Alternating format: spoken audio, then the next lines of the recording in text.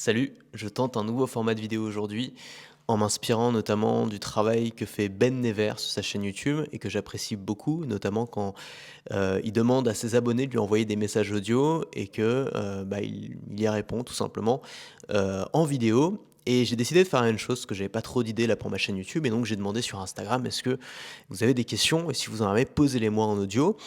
Et j'ai eu pas mal de réponses et j'ai eu notamment, 2 questions, une de Elisa et une de Paul, qui étaient assez complémentaires et aujourd'hui, je vais répondre à ces questions-là, maintenant. C'est parti.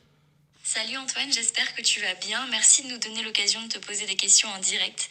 Alors je vais essayer d'être concise. Voilà, j'ai une idée. J'ai envie de lancer une activité en ligne en parallèle de mes études sur un sujet qui me passionne. Néanmoins, je sais que dans ce domaine, en tout cas, j'ai encore beaucoup de choses à apprendre. Alors qu'est-ce que tu me conseillerais? Soit attendre un peu, de me sentir plus légitime en approfondissant d'abord ma thématique de mon côté, ou me lancer sans réfléchir. OK, ça c'est la question d'Elisa et maintenant la question de Paul. Salut Antoine, j'espère que tu vas bien. Dis-moi, pour moi, tu es un peu la référence de la personne qui fait des formations sur tous ces domaines de compétences, chose que je trouve très bien. Je me pose cependant une petite question.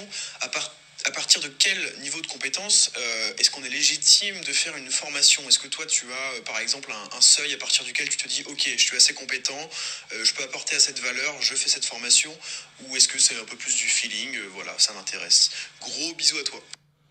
OK, alors déjà, merci à Elisa, merci à Paul pour, vos questions. Elles sont intéressantes et je pense que c'est des questions que beaucoup de gens se posent, donc je vais essayer de répondre aux 2 personnes en même temps et puis à tous les gens qui pourraient se poser ces questions-là. C'est une question sur la légitimité, finalement. C'est à partir de quel moment est-ce qu'on est suffisamment légitime pour, se lancer dans son sujet, que ce soit, monter un business autour de ses contenus ou que ce soit, créer ses premières formations dans, par exemple, une nouvelle compétence qu'on a commencé à développer. Et c'est une question, sur laquelle évidemment j'ai réfléchi puisque j'ai moi-même lancé des formations sur des sujets dans lesquels j'étais encore débutant, en assumant ce côté débutant et souvent c'est des formations qui sont très bien vendues et sur lesquelles j'ai des retours très positifs. Et ce qu'il faut voir en fait, c'est que quand on est débutant dans un domaine, c'est le moment le plus intéressant. On découvre un univers, on se découvre un intérêt pour cet univers et on découvre le potentiel et le pouvoir que peut avoir cet univers et cette compétence dans notre vie.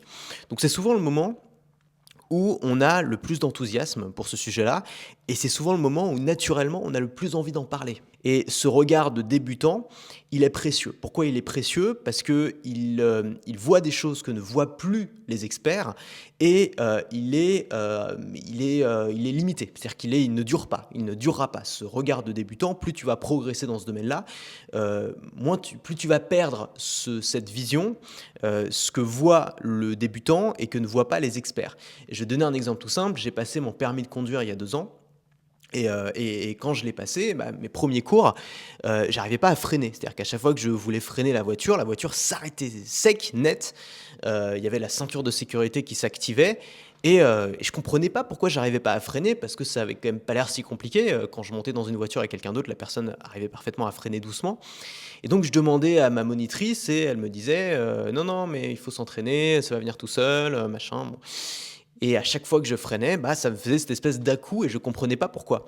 En fait, la raison, c'est parce que moi, je freinais comme je freinais sur un vélo, c'est-à-dire j'appuyais sur les freins de plus en plus fort et généralement sur un vélo, ça fonctionne très bien pour l'arrêter. Sauf que sur une voiture, c'est différent. Et ça c'est différent et ça, je l'ai su quand j'ai pris un autre moniteur d'auto-école et qui m'a expliqué, il m'a dit: «Il faut commencer par freiner fort et ensuite, faut peu à peu, relever le pied sur le frein et c'est comme ça que tu vas réussir à faire un freinage doux» et une fois qu'il m'a expliqué ça et que j'ai essayé, j'ai vu que ça marchait en effet et c'est à ce moment-là que j'ai appris à faire des freinages doux et ce que je me suis rendu compte, c'est que la première personne que j'avais qui avait évidemment son permis depuis longtemps, qui était monitrice d'auto-école depuis très longtemps, qui évidemment avait voilà, pour qui la conduite n'avait aucun secret, n'avait pas été capable en fait de m'expliquer comment est-ce qu'on faisait pour freiner doucement. Parce que pour elle, c'était une telle évidence qu'elle l'avait oublié. C'est un problème qu'en fait on a souvent quand on devient expert, c'est que finalement on retourne dans la théorie. C'est-à-dire que quand on est expert et qu'on enseigne des choses à des débutants, ce qu'on enseigne à des débutants, c'est pas des choses que nous on vit au quotidien, c'est des choses qu'on a oubliées parce que pour nous, c'est devenu des automatismes. Et donc, ce qu'on enseigne à des débutants, c'est en fait de la théorie qu'on nous a appris. On nous a appris que c'était ça dont les débutants avaient besoin. Donc, on se retrouve en fait dans des thématiques où on a des débutants qui comprennent beaucoup mieux les problèmes de débutants que les experts et donc des débutants qui sont capables beaucoup mieux que les experts d'expliquer à d'autres débutants comment faire pour se débarrasser de ces problèmes. Donc le regard d'un débutant est précieux et c'est pour ça que c'est dommage de ne pas l'utiliser. C'est dommage quand on est débutant de ne pas créer du matériel, de ne pas créer du contenu, de ne pas créer des formations pour aider d'autres débutants à vaincre des problèmes que nous, on va oublier quand on sera plus débutant. La deuxième raison pour laquelle je pense qu'il faut se lancer dès que possible, même si on n'est pas encore expert, c'est l'enthousiasme. Quand on est débutant dans un domaine, on a un enthousiasme, une curiosité qui est incomparable à celle qu'on a quand on devient expert dans notre domaine et qu'on voit toute la complexité de notre domaine. C'est-à-dire que quand on est débutant, on a l'impression que c'est simple. Il y a cette fameuse citation, je ne sais plus de qui elle est, mais qui dit « plus j'en sais, plus je m'aperçois que je ne sais rien ». Et c'est vrai dans n'importe quel domaine. C'est-à-dire que plus on en sait, plus on devient expert d'un domaine, plus le domaine devient complexe à nos yeux et plus on se rend compte qu'en fait la masse de choses à apprendre est encore énorme.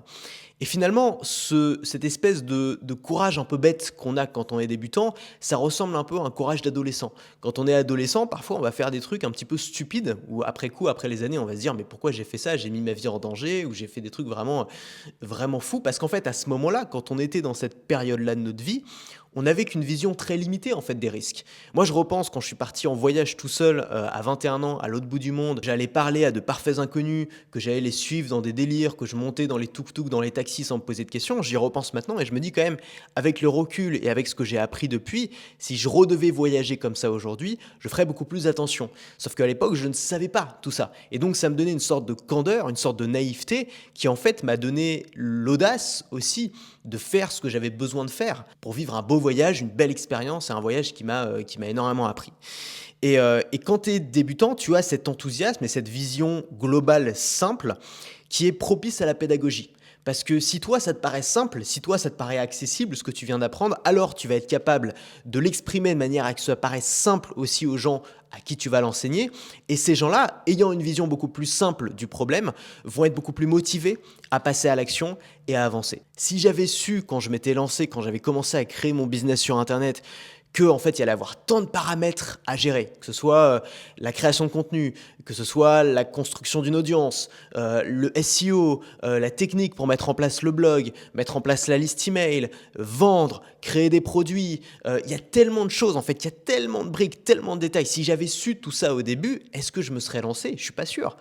Quand j'aurais vu l'immensité du travail de la tâche qui allait m'attendre, je ne me serais peut-être pas lancé.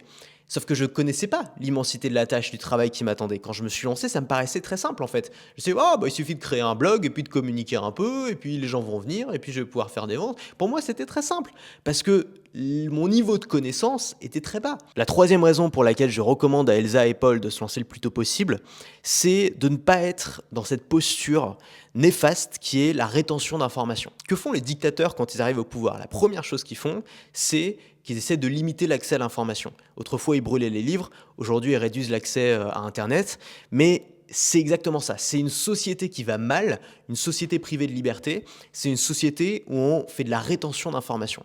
Et moi, c'est quelque chose qui me scandalise, c'est quelque chose qui me choque. Et je pense que quand on a découvert quelque chose d'extrêmement enthousiasmant, quand on a appliqué cette chose-là et qu'on a eu de très bons résultats avec et qu'on a envie de le partager, parce que c'est ça qui se produit, c'est que quand on a découvert quelque chose de génial, on a envie de le partager, on a envie d'en parler à tout le monde.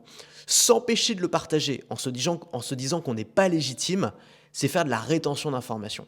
C'est faire quelque chose qui finalement est néfaste pour le monde parce que cette information-là, elle t'a appris, elle t'a aidé et donc elle peut apprendre ou aider d'autres gens. Donc le syndrome de l'imposteur finalement, c'est une perte sèche pour le monde. C'est une perte, c'est quelque chose en moins, c'est pas quelque chose en plus. Tu rends service à personne en ne t'exprimant pas. Tu rends service à personne en ne partageant pas ce que tu as découvert. La seule chose que tu as à partager avec les gens, c'est de la valeur. La seule chose que tu peux faire aujourd'hui, c'est d'aider les gens. L'important, c'est l'intention. Tu as cette intention d'aider les gens et tu as des méthodes qui ont fonctionné pour toi. Et donc, qui peuvent fonctionner chez ces gens-là et les aider aussi. Et donc, en te privant de leur partager, en te disant non, c'est pas le moment, j'en sais pas assez, je suis pas assez expert, tu prives d'autres gens du succès qu'ils pourraient avoir en écoutant tes conseils de débutant. Combien de personnes est-ce que tu aurais pu aider si tu t'étais libéré du syndrome de l'imposteur et que tu y étais allé? Pose-toi cette question. Et je voudrais terminer par une chose qui est, dans tous les cas, il n'y a pas de problème d'éthique à partager des choses, même si on ne sait pas tout. Personne ne sait tout. Même les experts qui font ça depuis 20 ans ne savent pas tout. Le seul problème éthique qu'il peut y avoir, c'est le manque de sincérité, c'est la tromperie.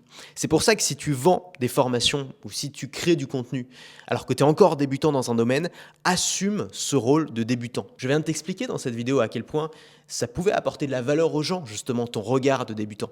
Fais-en une force et exprime-le comme tel. Ne te fais pas passer pour ce que t'es pas, ne t'invente pas un monde, ne t'invente pas une réputation, n'achète pas des followers comme le font tant de formateurs, ne te fais pas de faux articles dans Forbes ou dans BFM Business comme le font tant de formateurs. C'est pas éthique de faire ça. Elle est là la malhonnêteté, c'est de faire croire à son statut d'expert alors qu'on ne l'est pas. Si tu es débutant, assume ce statut-là, assume d'être un débutant qui accompagne d'autres débutants et tu vas voir, ça ne va pas t'empêcher de vendre. Moi, je l'ai utilisé tant de fois. J'ai utilisé quand j'ai lancé ma première formation sur le Bitcoin. Je me suis positionné comme un débutant qui va aider les autres à acheter et à sécuriser leur premier Bitcoin. Je l'ai fait quand j'ai fait ma première formation sur la bourse. Je me suis positionné là-dessus en disant, voilà, je vais vous apprendre à acheter vos premiers titres en bourse parce qu'en fait, il y a plein de gens qui ne savent pas comment faire.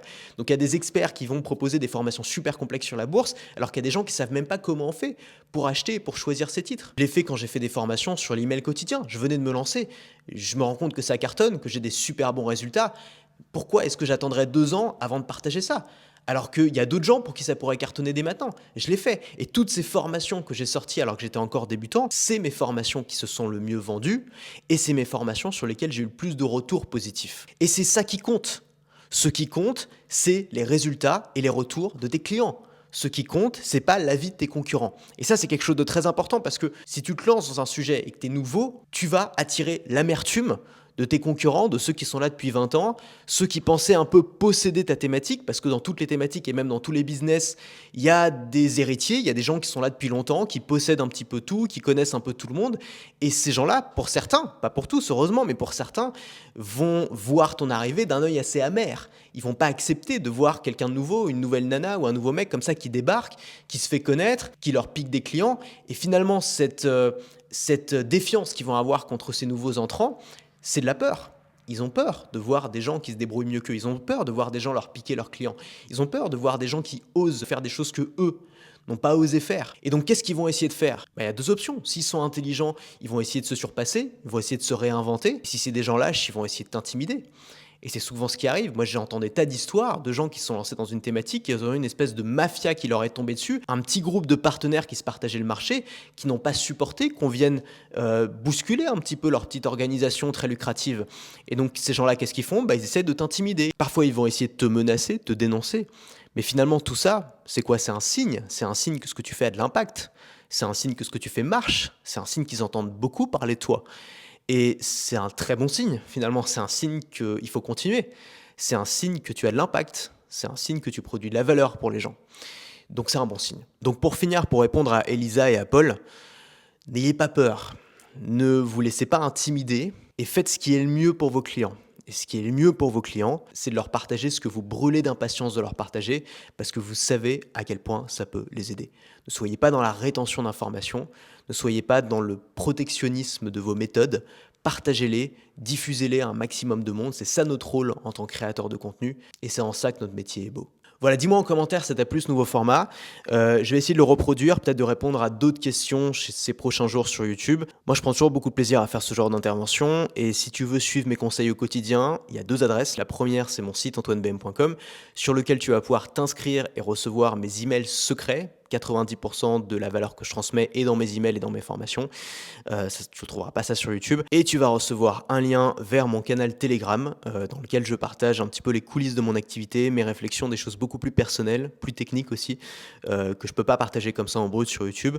Donc, il suffit de cliquer sur le premier lien en description, de s'inscrire, de laisser ton mail et tu vas recevoir mes emails secrets et un lien pour rejoindre mon canal Telegram. Moi, je te dis à très vite.